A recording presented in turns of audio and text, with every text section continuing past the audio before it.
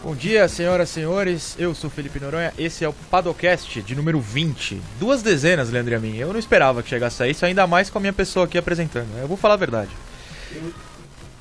Eu esperava. Ah, muito obrigado, que simpático. Mas é que eu sou um otimista, né? Verdade. No mérito não é seu, sou eu que sou essa poliana incorrigível. Retiro o termo simpático, acabei de elogiá-lo. Perfeito. E, bom, hoje estou novamente semi-sozinho aqui no estúdio. Leandro Amin está comigo, mas Vitor Martins mais uma vez me abandonou. É impressionante a frequência com que ele não aparece nesse estúdio. Mas a gente segue em frente, né? O Grande Prêmio está aqui para isso e continuaremos. Antes de tudo, vamos explicar o tema de hoje. Tem que acabar. Não tem que acabar o Grande Prêmio. Também não. Vitor Martins? Vitor Martins tem. É um bom tema. Perfeito. A Central 3 não tem que acabar. Mas muitas coisas no mundo precisam acabar, urgentemente. E é sobre elas que a gente vai discutir. Antes, aviso que é uma homenagem, inclusive, ao Braincast. Para quem não sabe, é um podcast do B9 que fez esse tema, tem que acabar, sobre coisas do mundo. Aqui vou adaptar o esporte a motor. Para não ficar completamente sozinho, quem abre o programa comigo é Flávio Gomes. Flávio, bom dia. E eu sei que tem muita coisa que você acha que precisa acabar nesse mundo, não é verdade? Bom dia, Noronha, bom dia, Lu, bom dia, amigos do Padocast, da Central 3. Puxa vida, tem muita coisa que tem que acabar. Você quer que eu comece pelo lado alfabético, não? É uma boa, é um bom tema. Tem alguma coisa na letra A, já pode embalar. O ministro da Educação não começa com A? Abraão, alguma coisa? Começa. Sei lá. Então começa por ele, porque hoje o cara gravou um vídeo, gente do céu. Não sei se vocês tiveram o prazer de vê-lo, com um guarda-chuva ao som de Singing in the Rain, dizendo que estão chovendo fake news. Ai, meu pai do céu, olha, eu vou dizer uma coisa, viu? Se a gente chegar ao fim desses 4 anos com alguma sanidade mental, a gente merece um prêmio. Mas vamos lá, Noronha, vamos dizer que tem que acabar, tem de acabar no automobilismo, no esporte a motor. Eu tô vendo que vai ter polêmica hoje, viu? Vai ter, o objetivo é esse, né? A gente quer polêmica, a gente quer audiência, quase fazendo tudo pela audiência, diria a pessoa que está ausente aqui hoje. Mas é bom que você começou citando este vídeo do nosso nada glorioso ministro da Educação, porque a gente assiste essas coisas meio que por obrigação, né? A gente precisa entender o que está acontecendo e às vezes a gente para em algumas loucuras. O que me lembra o GP de Mônaco, que eu jamais assistiria se eu não tivesse obrigação por trabalhar no Grande Prêmio. Porque olha, Flávio, precisa acabar, eu não aguento mais, não tem ultrapassagem, não tem emoção, as historinhas ficam perdidas. Não sei se você concorda, mas eu quando era criança gostava de GP de Mônaco porque era uma criança que viu o mar, e aquele lugar bonito, e o túnel. A gente fica adulto e eu cansei. Não sei se você discorda da minha pessoa. Eu discordo. Eu acho que algumas coisas, embora pareçam anacrônicas, elas devem ser mantidas para que a história continue sendo escrita, né? Mônaco tem 90 anos, né? Mônaco é de 1929, se eu não estou enganado, o primeiro Grande Prêmio, antes mesmo de existir a Fórmula 1. É uma corrida... Eu não vou ficar nos clichês, sabe? Do glamour, do charme, essa coisa toda. O lugar é muito bonito. Eu acho muito interessante ver carros de corrida correndo nas ruas daquela forma, com aquela precisão. Eu acho que há uma beleza intrínseca nessa corrida, mesmo quando não acontece nada, apenas pelo talento dos pilotos, pela capacidade de pilotar esses carros em velocidades tão altas, num espaço tão estreito, né? E eu acho que a gente tem corridas ruins também em autódromos permanentes. Isso não é um privilégio de Mônaco. Em Mônaco, às vezes, acontecem algumas coisas épicas. Ok, faz algum tempo que isso não acontece. Quando não chove é difícil.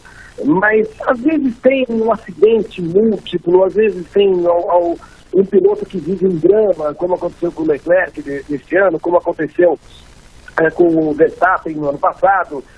Às vezes você tem histórias que não são tão vistosas, mas carregam um pouquinho de drama ali, como foi com o Ricardo de novo no ano passado, como foi com o Hamilton nesse ano, como foi com o Senna lá atrás, em 92.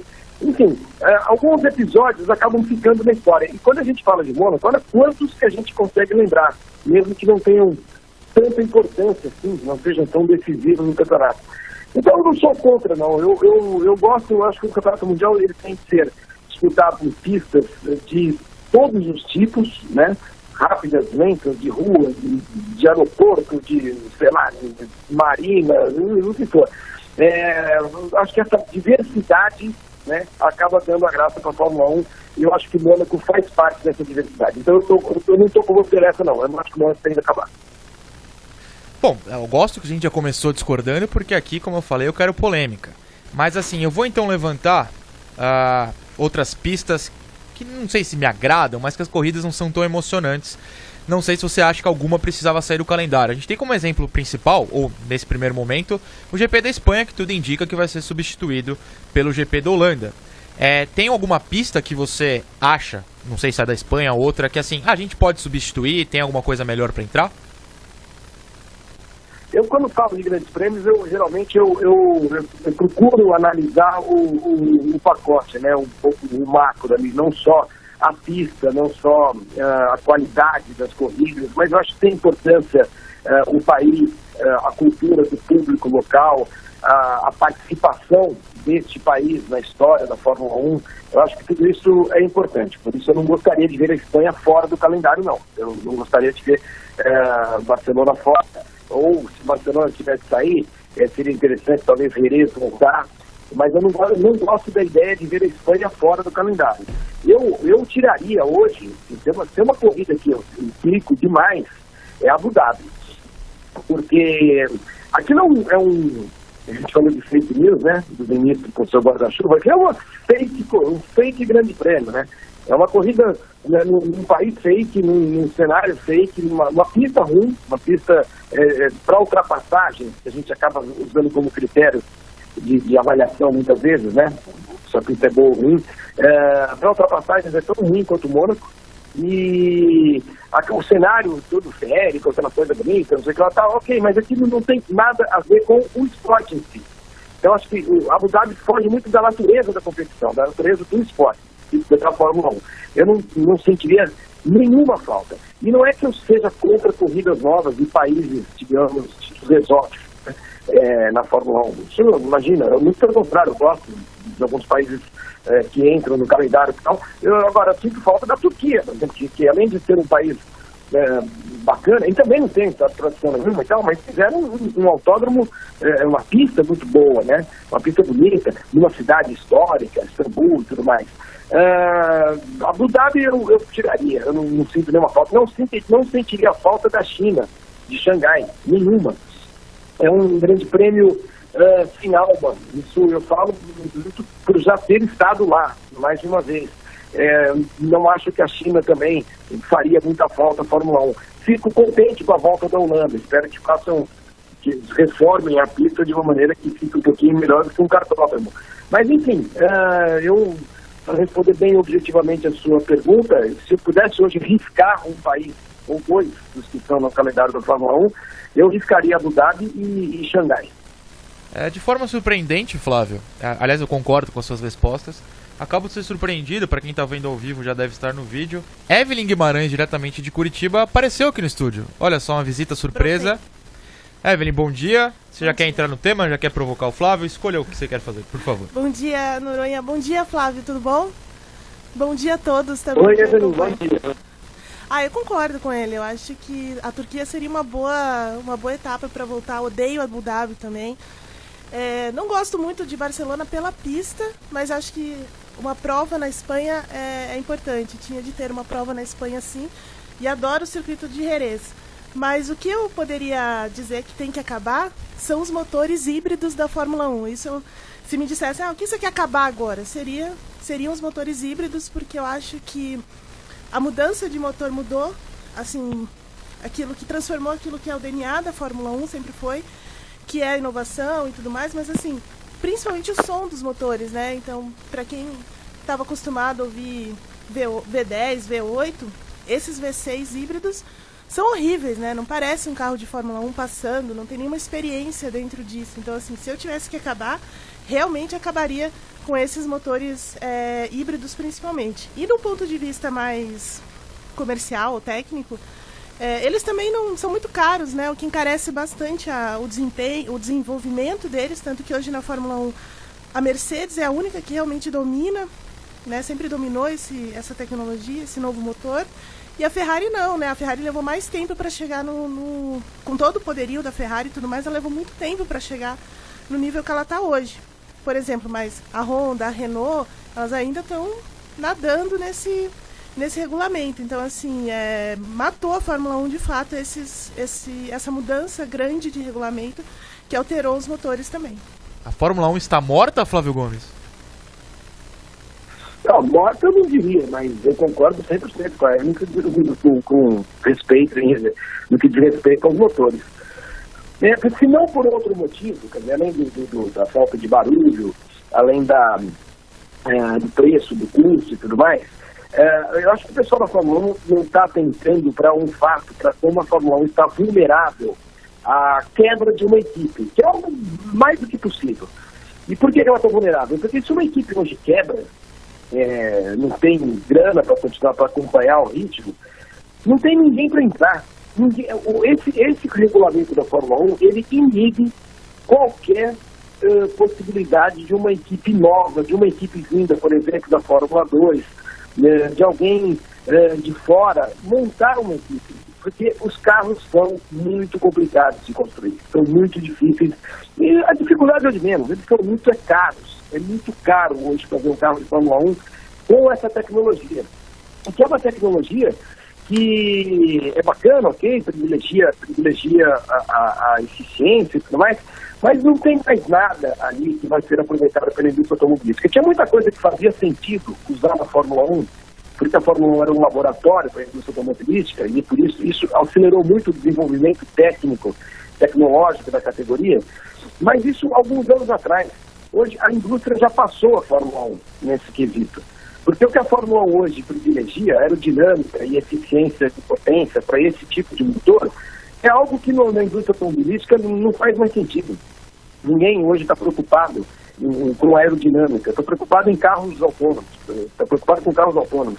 Ninguém está preocupado com a velocidade e a potência que você consegue extrair de um motor elétrico ou de um motor híbrido.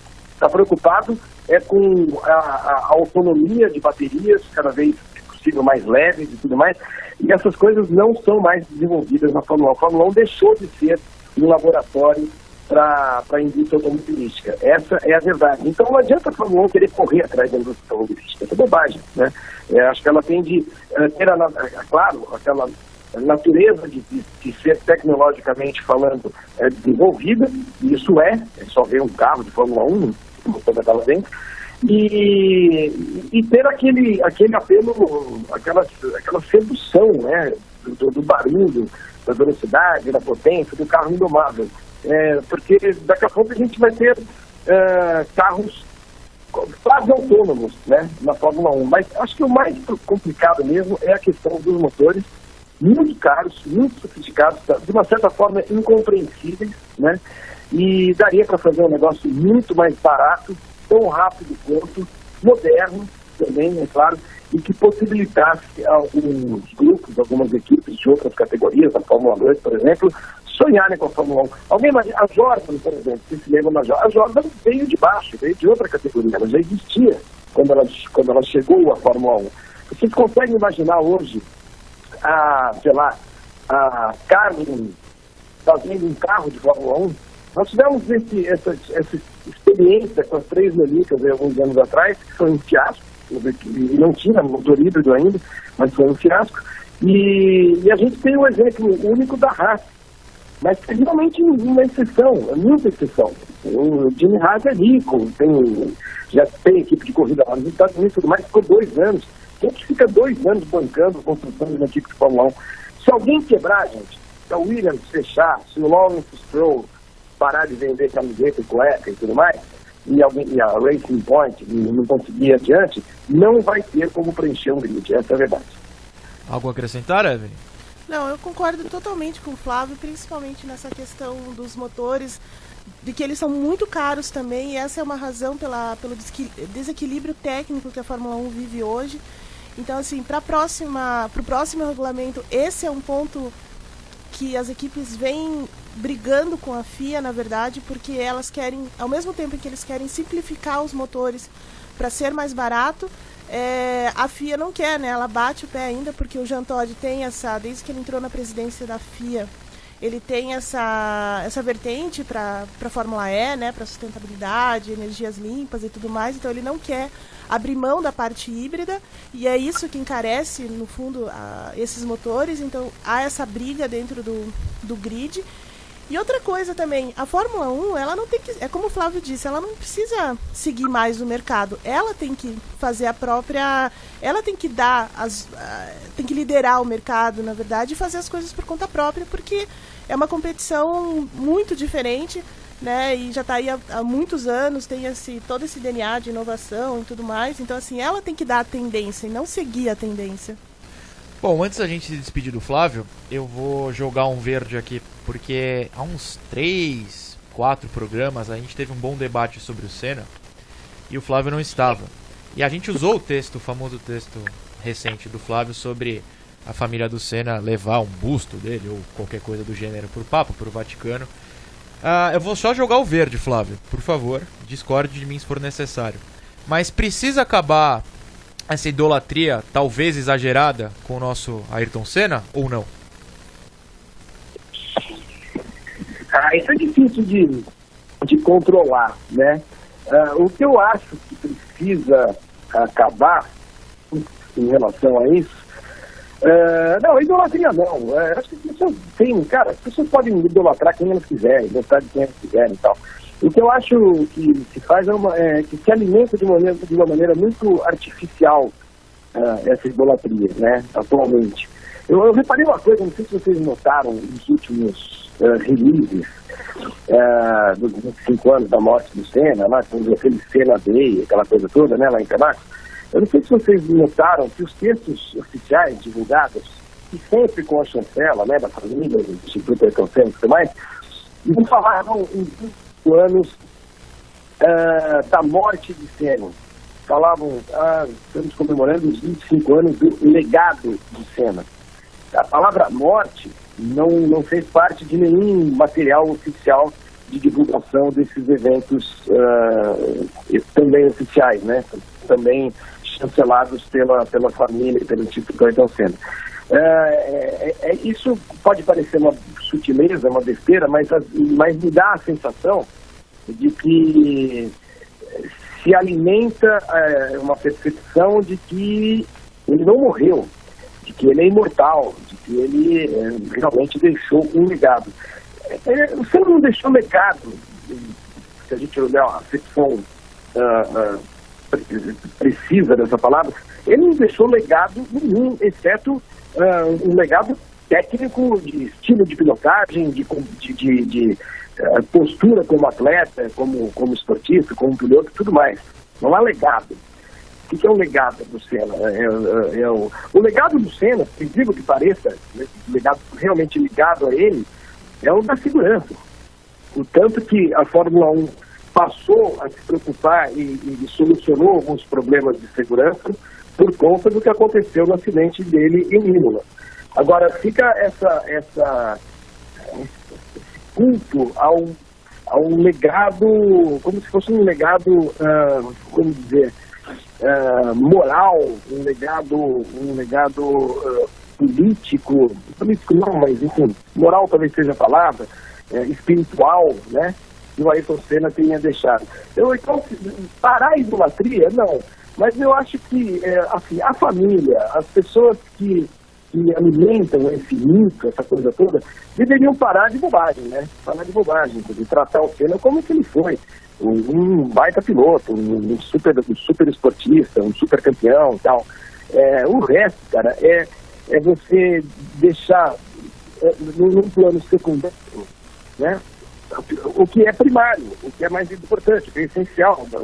O Senna só foi o que foi porque ele era piloto de corrida, né? Não porque ele dizia que nós todos temos nos esforçar e perseguir os nossos sonhos. Isso aí o Laí Ribeiro fala há 200 anos, sei lá, a Fátima Bernardes fala no encontro com o programa dela de manhã. Isso é bobagem, é um festival de clichês. festival de lugares comuns, né? Então, a idolatria não, acho que as pessoas podem gostar do Senna, como podem gostar do Piquet, do Emerson, de quem quiser, do Lauda, do Hamilton, isso não é o problema. Mas alimentar esse mito, como se o Senna fosse uma coisa sobrenatural, eu acho que isso podia parar. Eu acho que sim, eu concordo com você. E até percebi isso, que eles mudaram bem a maneira de tratar esse assunto esse ano. Acho que eu comentei com o Vitor, a gente estava comentando que agora é outra forma de ver o Senna, mas sim, acho que a idolatria é difícil você parar e tudo mais, mas tá passando um pouco do limite, digamos assim, essa coisa de imortal e tudo mais, herói e coisa e tal, né? Mas sim, a história técnica, né? A história de vitórias, a maneira como ele trabalhava, classificação, corrida, isso é que tem que ficar no fundo, né? Muito bem. Flávio, acho que foram 2 assuntos que a gente conseguiu fazer render, muito mais. Te segurei por mais dos 10 minutos prometidos. Mais uma vez te agradeço pela participação no Padocast e espero que o senhor participe numa próxima vez logo. Quando vocês quiserem. Valeu, Noronha, valeu, Yamin, valeu, Evelyn, e bom restinho de programa aí para vocês. Até mais. Muito obrigado, Flávio. Continuamos com o próximo convidado, que entrará em alguns minutos, claro, porque a gente precisa fazer a chamada muleta agora, dar uma enroladinha para o Yamin poder fazer a ligação. Um estreante, inclusive, no programa. Evelyn, a minha muleta com o Vitor, usualmente, são propagandas de produtos nossos.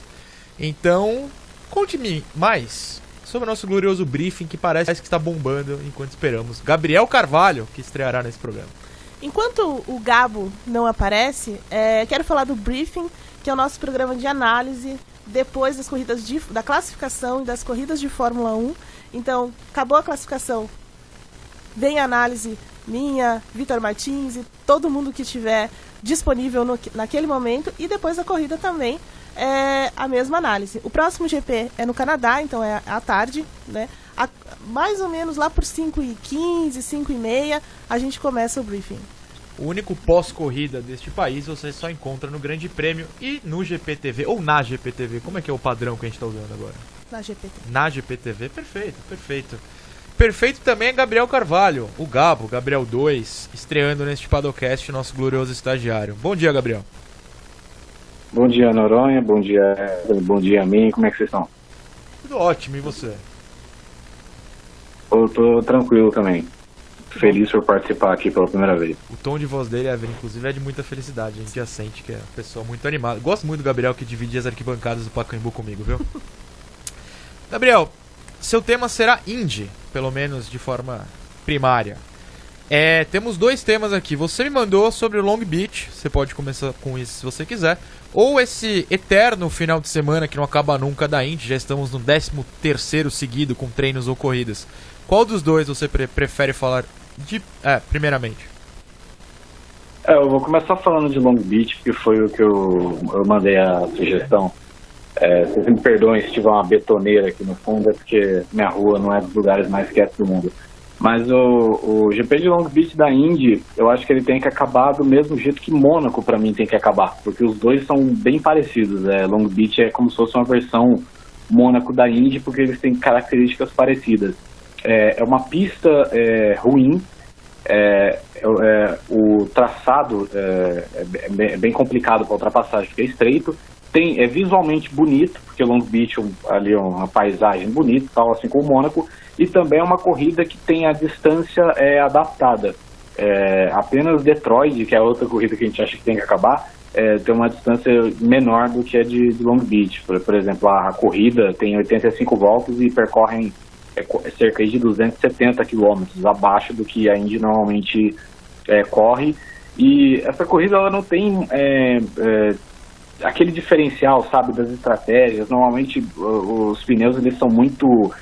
a performance dele todas bem parecidas e difícil de você ter uma estratégia diferente ou coisa assim.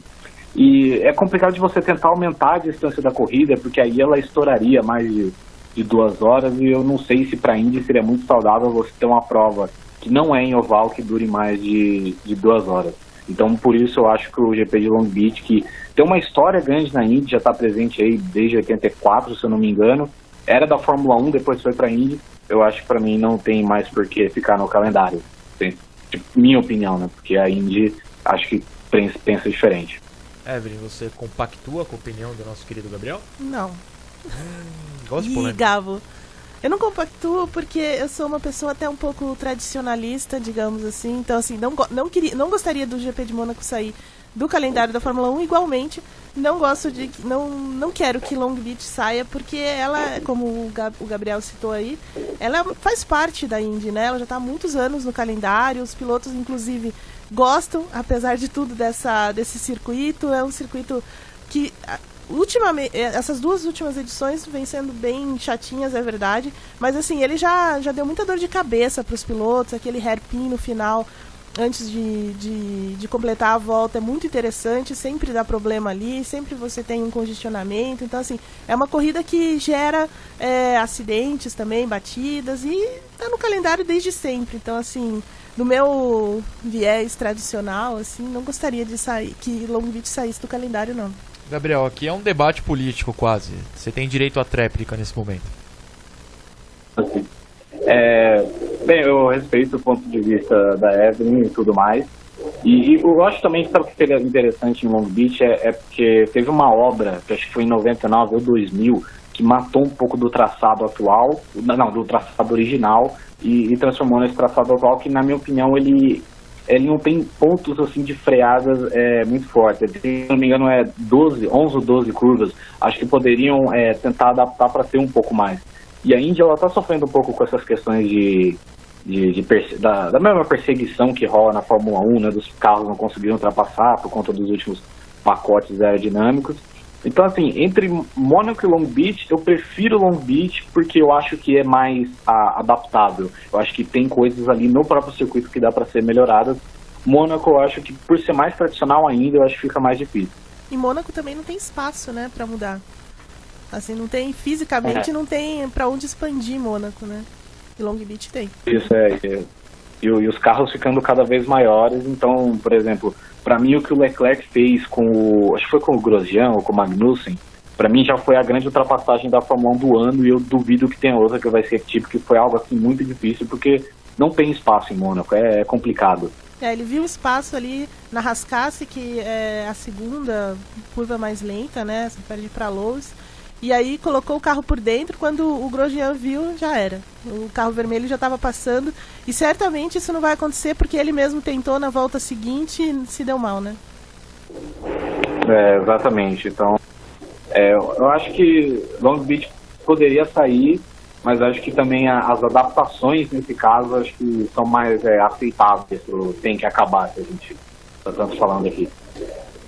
Um tipo de adaptação que precisa ser feito também é no calendário da Indy, né, Gabriel? Principalmente para os senhores, como o outro Gabriel Curti, que trabalham com a categoria. Me corrija o número, mas já foram 5 finais de semana seguidos e o sexto é Detroit, ou eu estou enganado? Isso, sexta e sábado vai ter a rodada dupla em Detroit, né?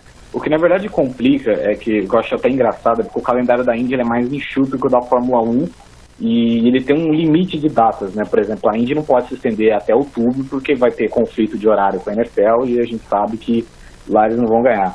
Mas a Indy basicamente nas últimas semanas teve o GP de Indianápolis no circuito misto, aí teve a classificação da Indy 500, que é praticamente uma corrida, que vale ponto, campeonato e tudo, a Indy 500, e agora a gente vai ter a rodada dupla também, que é uma das provas mais importantes do ano e tal. E eles poderiam pelo menos dar uma semaninha aí de espaço, porque aí depois vai ter a corrida do Texas também. Agora que eu lembrei, na outra semana, dia 8, tem a prova no Oval do Texas. Eles poderiam pelo menos dar um espaço aí de Indianápolis, da Indy 500, para essa rodada dupla em Detroit, até para as equipes descansarem e tudo mais, porque Indianápolis é um negócio desgastante, não só pela corrida em si, mas por todo o mês de maio, que envolve a questão dos treinos. Você tem 8, 9 treinos livres que são importantíssimos, exigem um trabalho assim, impressionante das equipes para você ter um acerto melhor. Então, a cada dia uma corrida em Indianápolis, até você chegar na Indy 500. Então, não só para a gente que cobre, né, eu e o Gabriel, mas também para as equipes, eu acho que seria legal você ter um certo descanso, assim, para refletir um pouco e depois partir para essa segunda fase do campeonato. Lógico que a gente brinca sobre os meninos que estão trabalhando muito, mas, por exemplo, o Pagenot estava até ontem em Nova York, ele que venceu as 500 milhas, passeando, vestido com suas roupas da Penske, com o troféu. Quando é que o Pagenot vai descansar? Quando é que o Pagenot vai poder olhar o carro pensando em Detroit? Também tem esse ponto importante que o Gabriel falou, né? Não vai, né? Só quando chegar a Detroit. E a Indy, assim, ela vem numa mudança de calendário muito, muito compacto, né? Então você vê, eles começaram em Indianápolis, o grande mês de maio deles, né? Aí você tem junho inteiro coberto por corridas, julho, agosto e setembro. Então, assim, você não tem... o calendário está muito, muito compacto da Indy. Aí chega setembro, a última corrida é em Laguna Seca, no dia 22 de setembro, e acabou o campeonato. E daí não tem mais nada, assim, não tem mais corrida, não tem mais treino, não tem pré-temporada, não tem nada. O campeonato só vai começar de novo em março. Então, assim, toda essa pressa para fazer as corridas e depois passar um tempão, uns 3 meses que poderiam realizar corridas e tudo mais, sem nada. E nesse caso de Detroit também tem uma coisa estranha que acontece na Indy, que as 2 corridas em Detroit têm o mesmo peso das 500 milhas de Indianápolis, em termos de pontuação e tudo mais. Então, assim, qual é o peso mesmo da Indy, de Indianápolis, já que é a principal prova do campeonato, e de repente, 2 semanas depois, num circuito misto, horroroso, você tem a mesma pontuação. Gabriel. Tem que acabar. Tem que acabar isso aí. E até um negócio interessante sobre a questão desse calendário apertado da Indy, é que isso prejudica uma expansão internacional. Porque hoje a única prova internacional da Indy é a corrida de Toronto, que não é tão internacional assim, porque o Canadá está colado nos Estados Unidos e tal, né? Mas por conta desse calendário e todas as questões que você tem que fazer transporte de carro para lá e para cá, não dá para a Indy mais realizar prova no Japão, no Brasil, na Austrália, como realizou em anos anteriores. E eu acho que isso prejudica assim, a categoria na questão de ganhar mais popularidade em outros lugares. Por exemplo, você tem uma temporada muito boa da Indy, que esse ano você tem hoje 4 pilotos brigando pelo título e sei lá, não vai ter o apelo internacional que poderia ter uma competição tão maneira. Gabriel, antes de me despedir do senhor, como é o nome do vencedor da Indy 500 que acabamos de citar? Como se pronuncia? Simon Pagenaud. Então sabe que tem que acabar, Evelyn, Gabriel? Américo Teixeira no Twitter. Esse negócio de Simon Pagenaud é uma licença poética inadvertida. Tem que acabar quem fala assim também. Eu também acho. É complicado. Concordo. Narradores da Bandeirantes e outros, por favor, parem de falar nomes de maneiras bizarras. Gabriel, muito obrigado pela sua primeira participação. Sempre um prazer ter sua presença. Espero que volte logo, tal como o Flávio, tal como todos os nossos queridos repórteres, certo? Certo, obrigado Noronha, obrigado Evelyn, obrigado a mim. Valeu, Gabriel. Antes de partirmos para o mundo das motos, que inclusive anda bem polêmico recentemente, com Juliana Tesser, faremos propagandas de que, Evelyn? Tem algum? Pode. Quando não a moto não está polêmica? É verdade. Quando não? É um negócio que... Bom, esse eu não acho que tem que acabar não, por mim tem que ser polêmica eternamente. Leandro Amin, a Central 3, enquanto a gente espera a Juliana Tesser entrar, anda publicando um outro podcast do Grande Prêmio. Qual que é? Conta pro povo. É o Paddock GP, né? Nós estamos falando mentira. disso. Então, vocês fazem... É muito bonitinho. Vocês fazem o programa que é em vídeo, né? Sim. O Paddock GP. E todo começo de madrugada de quarta-feira chega no meu e-mail para que eu decupe e faça só o áudio, né? Como a gente faz podcast aqui, embora a nossa live tenha imagem, a gente sempre coloca no ar também o Paddock GP. Então, quem assina o feed do Paddockcast aqui na Central 3 recebe os 2 produtos, né? Toda semana o Paddock GP e também o Paddockcast. Eu poderia falar, se fosse um charlatão, Noronha, Não é. que você assina um e ganha 2, né? Mas indiretamente é isso aí sim. Mas Pode é exatamente falar. isso, então eu vou falar. Você assina um feed e recebe 2 programas, nada mal. Isso é maravilhoso. Inclusive é o que eu faço. Meu celular vive vibrando na madrugada de quarta-feira com o Paddock. Minha pessoa preferida nesse site está me ouvindo no telefone nesse momento? Olá, tudo bom? Olá, Juliana Tesser. Esse mundo da moto anda, assim, bombástico, hein? Cada dia é uma novidade. E sempre para um lado não muito bom, Juliana. O triste é que não são notícias boas, né? Se fosse, a gente ficava muito mais feliz. Mas a última semana aí não foi muito positiva para o motociclismo nacional, né? Não foi, Evelyn. Só notícia ruim, só notícia triste. E a gente, jornalista, às vezes é meio frio, né?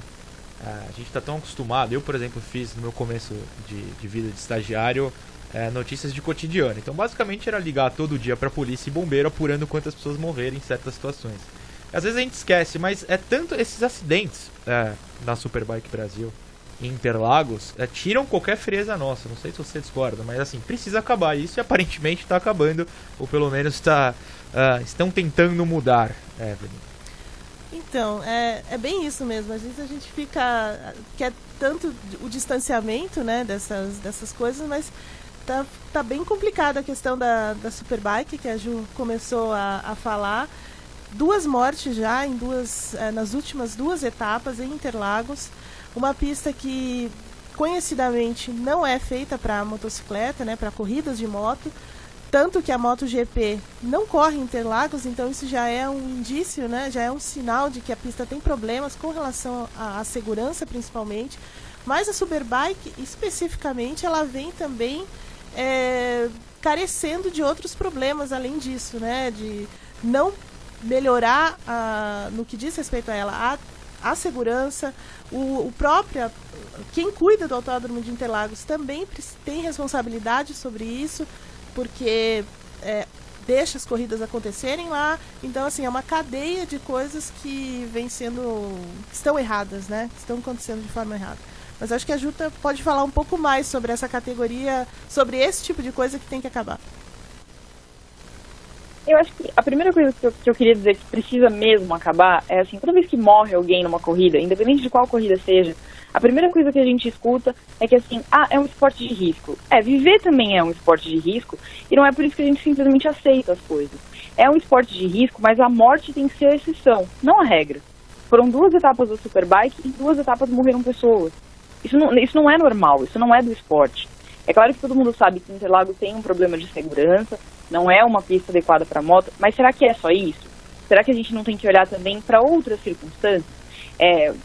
Assim, às vezes, Interlagos não tem área de escape suficiente, então não seria o caso de correr só com motos de menor capacidade? Se a moto é mais lenta, é mais fácil parar. Então, sabe, precisa olhar a coisa como um todo, não é simplesmente dizer, não, é a pista.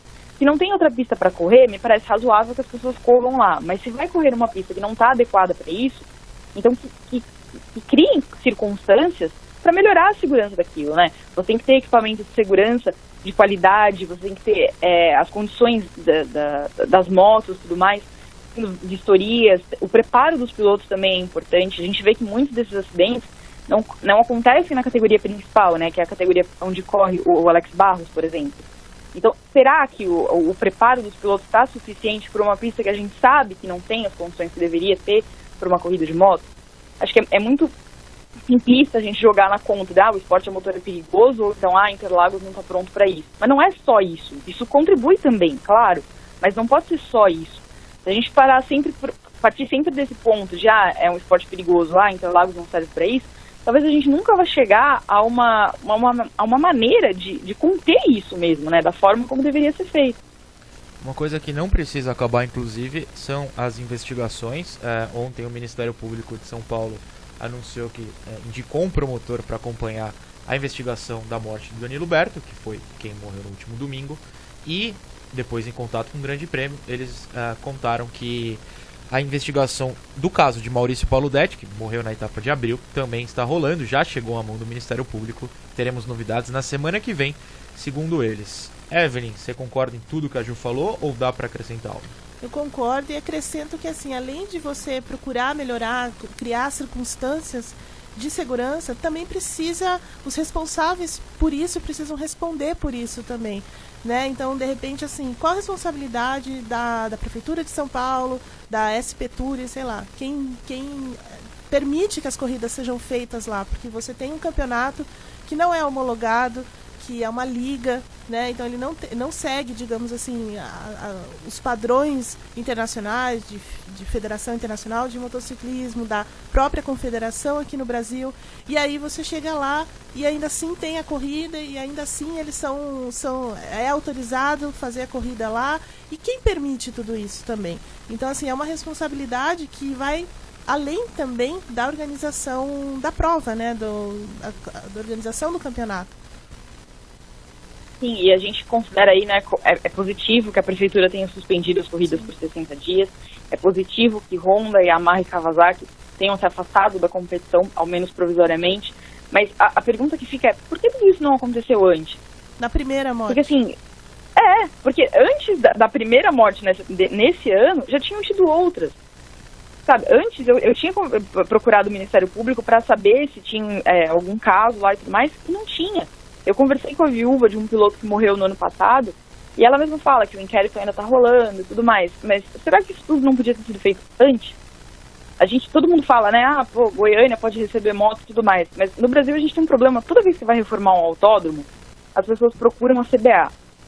Eu não entendo por que CBA e CBM não podem trabalhar juntas, porque uma pista que é segura para moto é segura para carro, mas o contrário não é verdadeiro. Então, quando você vai reformar, a Goiânia, quando reformou dizendo que estava pensando na MotoGP. Não estava, porque se estivesse pensando na MotoGP, teria procurado a CBM, não a CBA. Exato. A CBM que vai entender melhor o que precisa para uma corrida de moto, que basicamente é área de escape.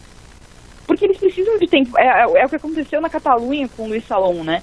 É uma pista que divide com a Fórmula 1, então tinham tirado a brita, tinha área de escape asfaltada, não deu tempo de parar antes de chegar no muro. Mas assim, pode acontecer? Pode acontecer, mas você tem que aprender alguma coisa. O que a MotoGP aprendeu com o acidente do Salom?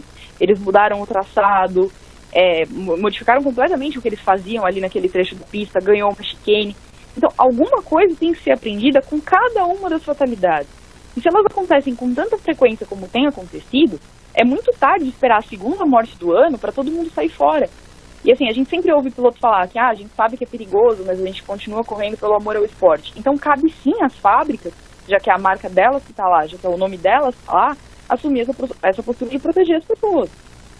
E parece que assim, é uma questão nacional, assim, uma questão daqui mesmo, porque eu lembro que na época da Stock Car, quando a gente teve o primeiro acidente com o Rafael Esperafico em Interlagos, ele corria numa categoria de acesso a Stock Car e tudo mais, tem aquela batida em T, no café, morreu. Aí depois o Gustavo Sonderman, só depois do Gustavo Sonderman, de tudo que aconteceu, de todas as críticas, porque essa batida em T é muito perigosa, mas o café também é muito perigoso e é o mesmo problema, e é por conta desse trecho de Interlagos, um dos problemas, né, que corridas de moto são muito inseguras em Interlagos. Só depois disso é que fizeram uma modificação pífia lá no circuito e colocaram a tal da chicane, que era horrorosa, né, era um escândalo aquilo ali. Mas foi a única coisa que foi feita. Então, assim, é muito descaso, né? É um desserviço para o esporte. E os pilotos, como você citou também, queria acrescentar, eles também têm responsabilidade, porque eles também estão vendo o que está acontecendo. Eu me lembro muito bem quando a gente apurou o caso de Brasília, lembra que morreu a Vanessa Daia num acidente? Sim. Brasília tinha um estado de conservação muito ruim. Então, nas áreas de escape, tinham valas mesmo. Então, às vezes, o piloto caía, onde ele deveria escorregar, ele simplesmente caía numa vala, que foi o que aconteceu com a Vanessa, né? Ela caiu numa vala, a moto caiu em cima dela. E aí eu lembro que os pilotos me mandavam denúncias e tudo mais, mas eles continuavam correndo. Aí teve um dia que eu falei para um cara, assim, tudo bem, legal, você me manda material e tudo mais, eu posso até protestar na Paulista por você, mas se você continuar correndo, nada vai mudar. Você tem muito mais poder de botar um ponto final nisso do que eu. Eu posso denunciar, mas se você continua correndo, nada muda. Né? Eu acho que no quesito segurança, a gente precisa ser muito mais proativo do que reativo. E, infelizmente, hoje a gente só reage. É verdade. Então, assim, isso, a moto velocidade é um exemplo, o que aconteceu na Stock Car é outro exemplo. Essa questão de Brasília também, que envolveu outras circunstâncias ainda mais assombrosas, né, na época que a gente descobriu. Uhum. E assim, os pilotos não fazem nada, né? Assim, é o risco, como você disse. Mas ao menos agora, pelo menos agora, né, as grandes fábricas que têm o nome envolvido já começam a assumir uma certa responsabilidade de se afastar do campeonato, de cobrar um pouco da organização. Porque é aquilo que a gente fala, por exemplo, em lei de trânsito, né? O grande tem que cuidar do pequeno. Então, da mesma forma que o carro tem responsabilidade com o pedestre, as fábricas têm responsabilidade com os pilotos. Os pilotos das categorias principais têm responsabilidade pelos pilotos das categorias menores. É o que a gente vê acontecer na MotoGP, por exemplo. Que as reuniões da comissão de segurança, apesar de serem abertas para todo mundo, elas são, majoritariamente, contam com os pilotos da MotoGP. E aí são eles que têm ali a responsabilidade de atuar para proteger os pilotos de Moto 2 e Moto 3. Então é importante que os pilotos tenham essa voz ativa, que eles façam essa cobrança, porque afinal, acho que melhor do que qualquer outra pessoa, são eles que entendem os limites do que é seguro, do que não é seguro, do que pode ser feito, do que deve ser feito. Então é importante que eles também assumam essa responsabilidade. Juliana, eu só te trago aqui pra falar notícia ruim, desculpa. A gente tem que pensar um tema. A gente tem que pensar um tema para que você participe de forma alegre. Muito bem. Um tema feliz. Ju, obrigado pela sua participação. Te agradeço, Obrigada, apesar do tema triste. E até a próxima. Tá, valeu. Muito bem, Evelyn. A gente vai trazer nosso primeiro convidado internacional logo menos. Até o Yamin me perdoe, porque eu gaguejei fora do ar por causa da vez, porque Vitor Fazio está em Berlim, ou algo do gênero, na Alemanha. Enquanto a gente chama o nosso menino, um tema recorrente aqui fora do ar é o Acústica MTV, né, Leandro Amin? Sabe disso? Ah, é? Então. Sei que você é fã.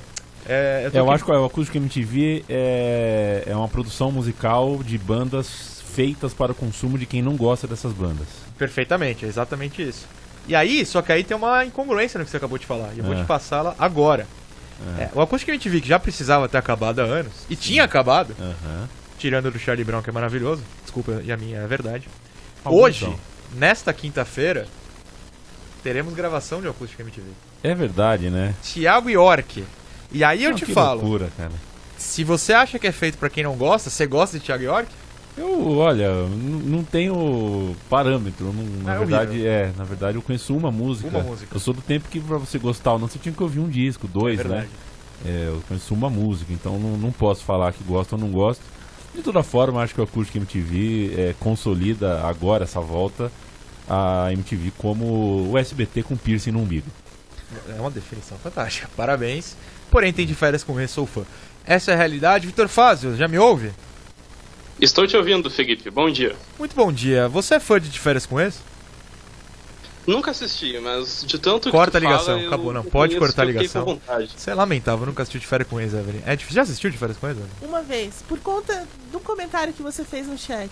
Que é a melhor série da história, Daí, o reality show da história. Mas as pessoas não gostam, não consigo respeitá-las.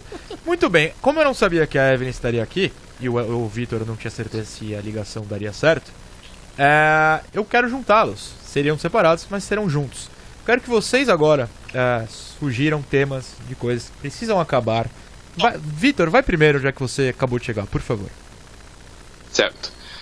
Aproveitando um pouco o embalo de todos esses problemas que a gente teve no Superbike, enfim, a situação geral, eu diria que o que realmente precisa acabar é a desorganização do automobilismo brasileiro. Eu sei que é uma coisa muito ampla, assim, mas é um problema antigo que ano após ano a gente se depara com isso, porque a própria Stock Car, que é a principal categoria do automobilismo brasileiro, volta e meia, não com problemas de acidentes, mas sim com questões mais básicas, como vai ter corrida de duplas, não vai ter corrida de duplas, quando é que vai sair o calendário, quando é que não vai sair, pode ter corrida de moto em Interlagos, não pode, é seguro, não é. Então, o que realmente me incomoda, o que realmente precisa mudar, é esse eterno estado de incerteza do automobilismo brasileiro.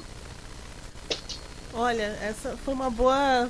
Tem que acabar com certeza. Tem que acabar também declarações, comunicados oficiais de empresas, de pessoas responsáveis pelas categorias, por pilotos. Assim, comunicados que não dizem nada, né? Até pena que a Ju já foi, mas a gente está apurando muita coisa nessa matéria, nessa história da Superbike.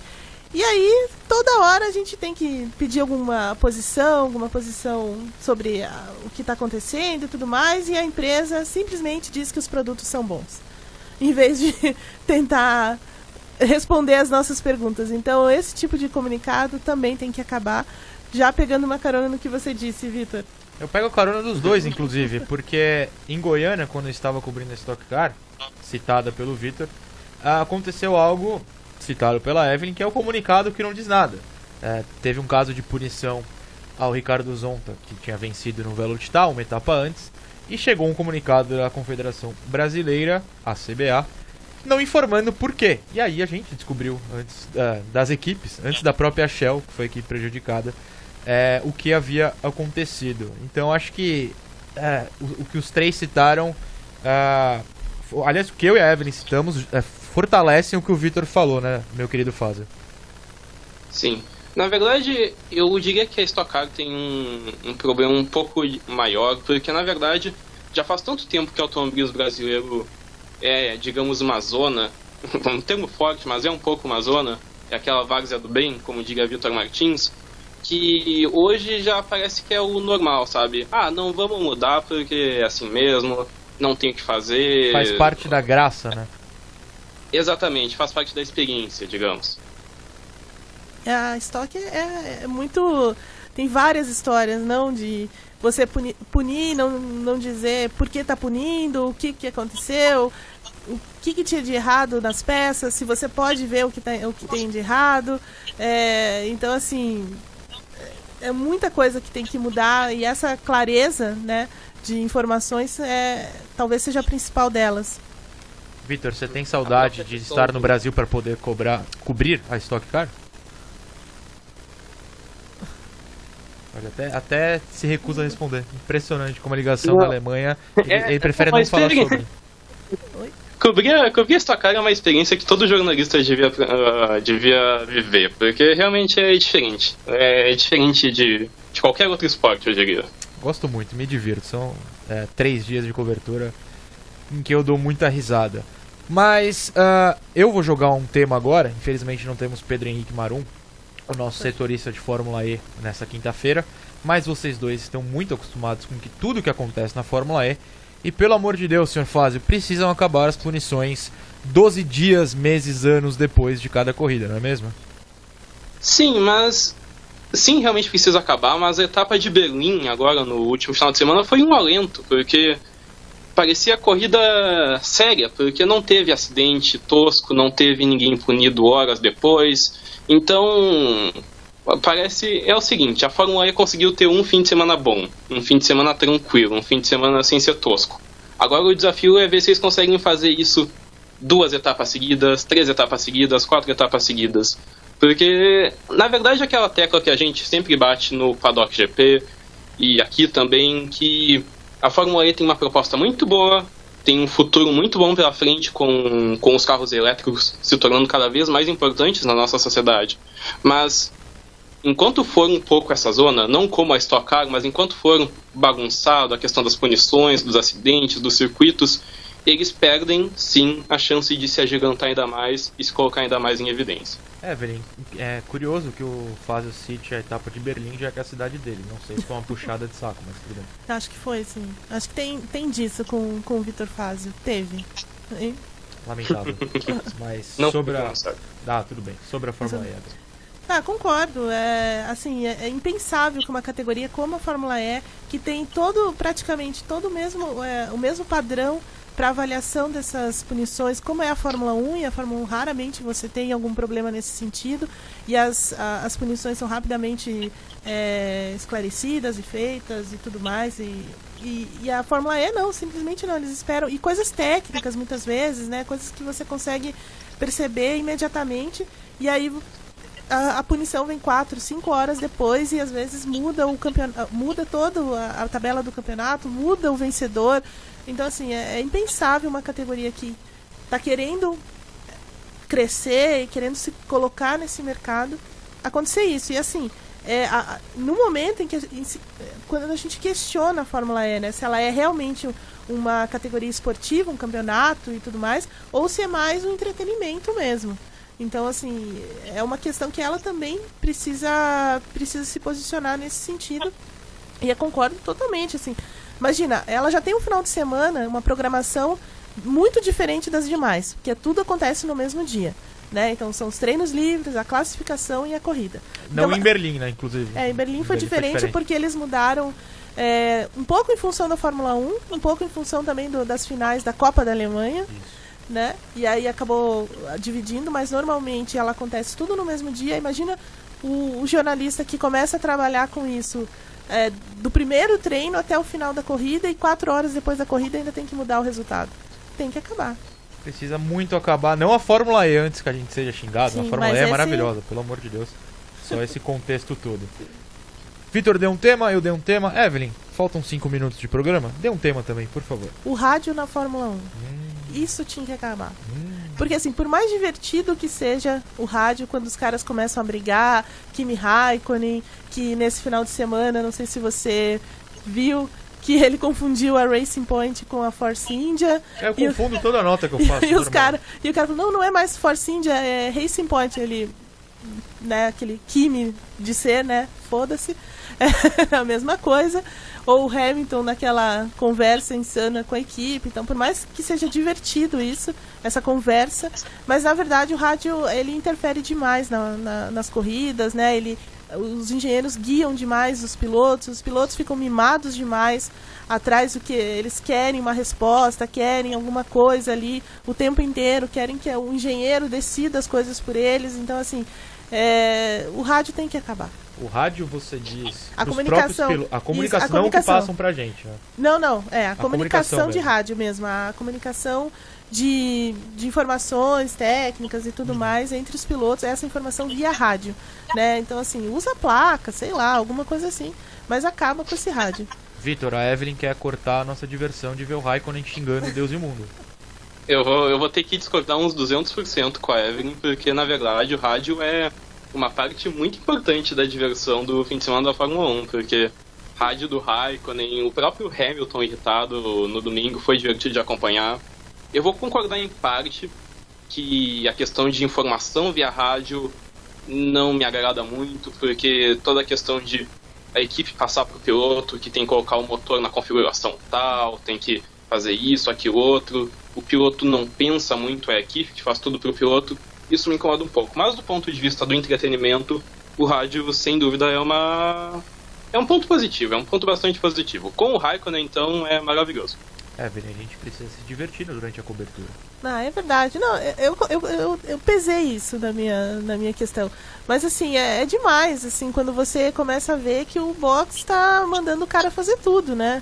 E aí entra numa segunda questão, se você me permite, falar sobre ordens de equipe. E elas só acontecem por causa do rádio também, né? Boa parte dela, aquela discussão de deixar o cara passar, de não deixar e tudo mais. Então, assim, o rádio, ele tem essa parte do entretenimento, como o Vitor falou, e eu não sou contra, mas é muito excessivo o uso dele, né? Então, se permite muita coisa ali no rádio. A gente sabe que os carros hoje são sofisticadíssimos, que tem...